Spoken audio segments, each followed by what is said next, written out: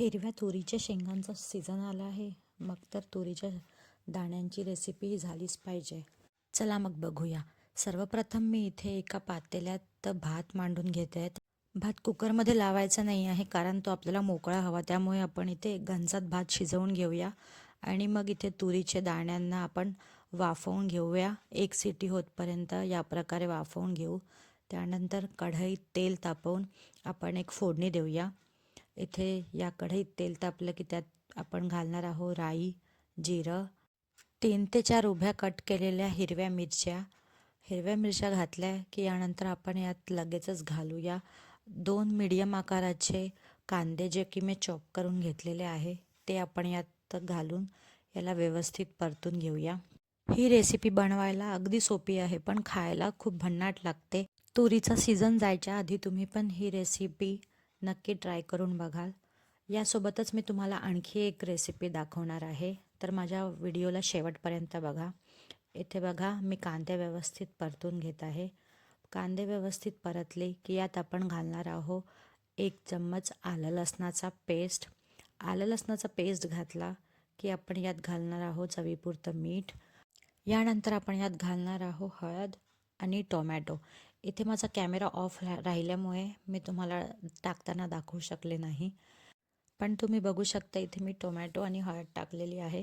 आता आपल्याला tomato soft होतपर्यंत याला व्यवस्थित कुक करून घ्यायचं आहे. रोज रोज जेवण बनवून कंटाळा आला असेल तर असं काहीतरी वेगळं करून बघा, म्हणजे की सगळेजण आवडीने खातील आणि तुमचाही वेळ वाचेल. इथे टोमॅटो पण छानपैकी झालेले आहे. आता आपण यात घालूया थोडासा लाल तिखट, थोडासा गरम मसाला घातला की यानंतर आपण यात घालूया अर्धा चम्मच सब्जी मसाला घातला की यानंतर आपण टाकूया यात धने पावडर हे मी इथे अर्धा चमचा वापरत आहे आणि थोडासा जिरे पावडर ॲड करत आहे. इथे तुम्ही सब्जी मसाला नसेल तर घरचा कोणताही मसाला वापरू शकता, पण तो टाकल्याने त्याची चव आणखीच छान वाटते. आता आपण ॲड करूया अर्धा चम्मच आमचूर पावडर, म्हणजे की या भाताचा टेस्ट थोडासा आंबट तिखट असा लागेल. त्यानंतर आपण इथे बॉईल केलेले तुरीचे दाणे ॲड करूया. दाणे ॲड केल्यानंतर याला परतून घेऊया. याला जास्त काही कुक करायची गरज पडणार नाही, कारण हे ऑलरेडी कुक झालेले आहे. त्यानंतर आपण याच्यात ॲड करूया शिजवलेला भात.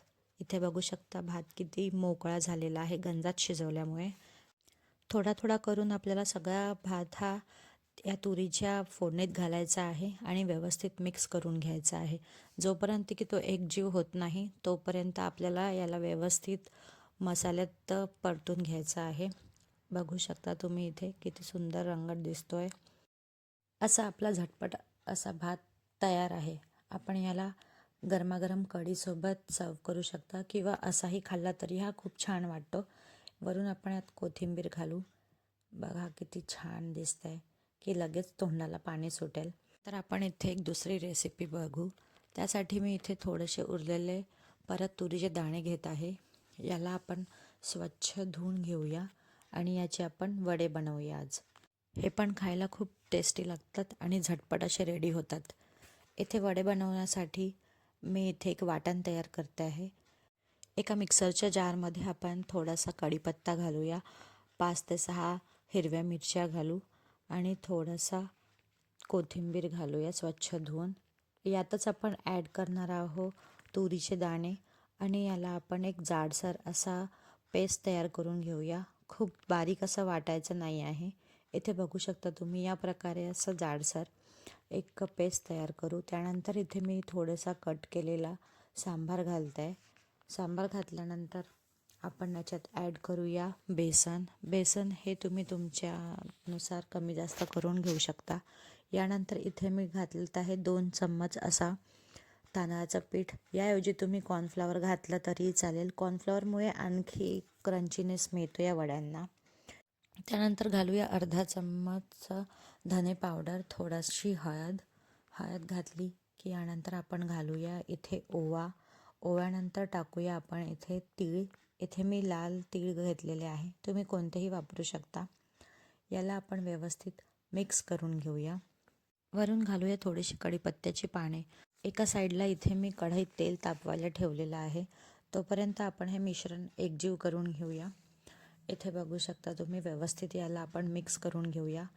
हे वडे एकदम झटपट तयार होतात, त्यामुळे संध्याकाळच्या छोट्या भुकेसाठी हे खूप छान ऑप्शन आहे आणि खायलाच तसेच स्वादिष्ट लागतात.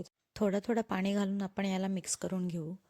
थोडंसं आपण याला घट्टच ठेवू, एकदम पातळ असं करायचं नाही आहे, जेणे की वडे थापल्या जाईल इतपत आपल्याला फक्त पाणी घालायचं आहे.